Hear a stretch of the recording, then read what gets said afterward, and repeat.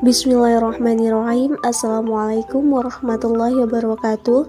Perkenalkan, nama saya Silvi Rahmadani, NPM 1911090148. Baiklah, di sini saya akan membahas materi tentang perubahan entropi dalam proses irreversible atau entropy change in irreversible process. Dosen pengampu Ibu Rahmadiani, MPD. Nah, sebelumnya, untuk menghitung perubahan entropi proses nyata atau irreversible, kita harus ingat bahwa entropi atau seperti energi dalam hanya bergantung pada keadaan sistem.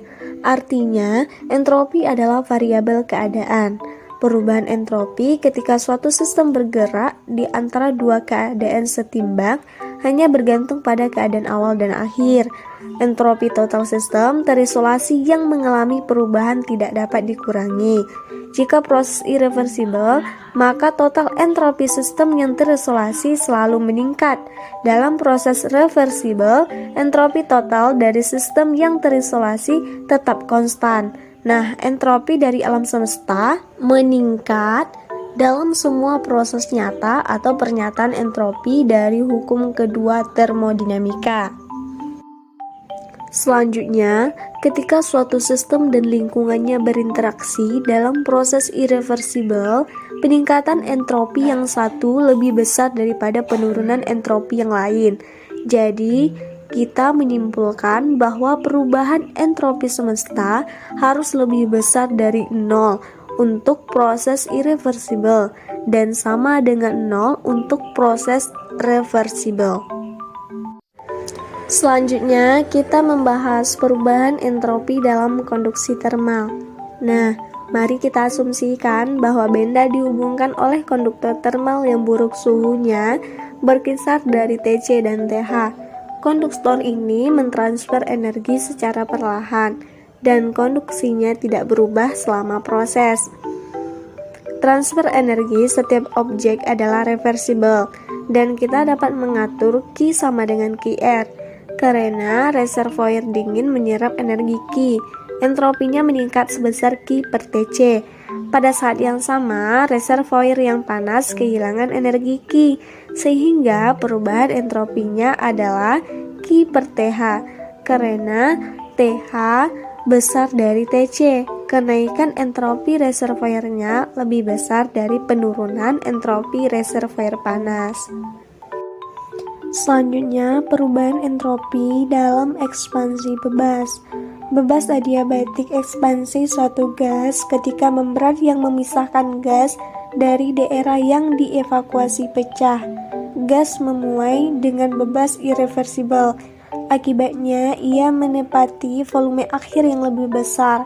Wadahnya terisolasi secara termal dari sekitarnya. Jadi, Q sama dengan 0 dan T adalah konstan dalam proses ini, maka delta S sama dengan integral batas atas F batas bawah I dQr per T sama dengan 1 per T batas atas F batas bawah I dQr.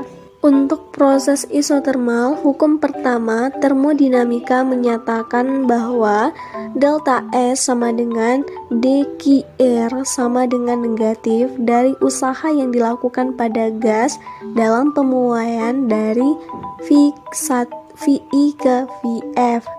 Menggunakan hasil ini, kita menemukan bahwa perubahan entropi untuk gas yaitu delta S sama dengan NRIN VF per VI, karena VF lebih besar daripada VI. Kita menyimpulkan bahwa delta S adalah positif. Hasil positif menunjukkan bahwa kedua entropi dan gangguan peningkatan gas sebagai akibat dari irreversible atau pemuaian adiabatik. Selanjutnya, perubahan entropi dalam proses kalometri. Contoh soal yaitu suatu zat bermassa M1, kalor jenis C1 dan suhu awal Tc berada dalam kotak termal dengan zat kedua bermassa M2, kalor jenis C2 dan suhu awal TH lebih besar dari TC. Kedua zat tersebut dimasukkan ke dalam kalorimeter sehingga tidak ada energi yang hilang untuk sekeliling.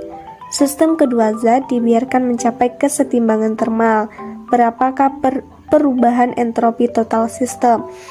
Pertama, kita hitung suhu kesetimbangan akhir atau TF menggunakan persamaan Q dingin sama dengan min Q dikurang min Q panas dan persamaan Q sama dengan MC delta T, sehingga M1C1 delta T sama dengan M2C2 delta TH.